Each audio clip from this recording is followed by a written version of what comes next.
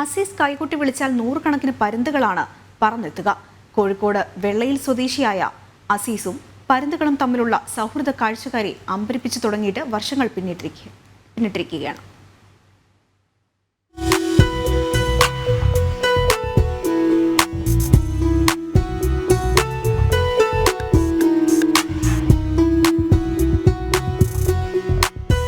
ഉച്ച സമയത്ത് കോഴിക്കോട് ബീച്ചിലേക്ക് എത്തുന്നവർക്ക് കൗതുക കാഴ്ചയാണ് കടപ്പുറത്ത് വട്ടമിട്ട് പറക്കുന്ന നൂറുകണക്കിന് പരുന്തിൻ കൂട്ടങ്ങൾ.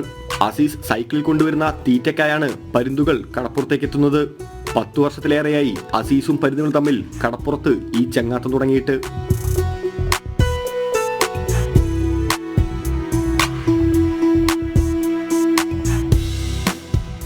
ഇത് ചെറുപ്പം മുതലേ സ്വരമായിട്ട് എടുക്കുന്ന ആളാണ് ഞാൻ.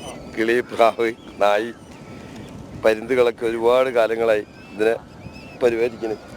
ഇതേ സ്വരമായിട്ട് ഇപ്പോഴും നടക്കുന്നുണ്ട്. അത് മരണം വരെ ഉണ്ടാവും ഇതേ സ്വരം. ഒരു പ്രത്യേക ചൂളം വിളിക്കുന്നതോടുകൂടി പരുന്തുകൾ അസീസിനെ ലക്ഷ്യമാക്കി താഴ്ന്നു പറക്കാൻ തുടങ്ങും. പലതവണയായി അസീസ് എറിഞ്ഞു കൊടുക്കുന്ന തീറ്റയ്ക്ക് വേണ്ടിയുള്ള പരുന്തുകളുടെ മത്സരം കാണേണ്ട കാഴ്ച തന്നെയാണ്.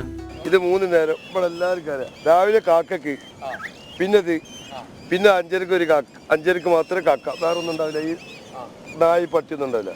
തന്റെ മരണം വരെ പരുന്തുകൾക്ക് തീറ്റ കൊടുക്കുമെന്ന് തന്നെയാണ് അസീസ് പറയുന്നത്. അസീസും പരുന്തും തമ്മിലുള്ള ഭാഷ വിശപ്പിന്റേത് മാത്രമല്ല, സ്നേഹത്തിൻ്റെത് കൂടിയാണ്. ജനം, കോഴിക്കോട്.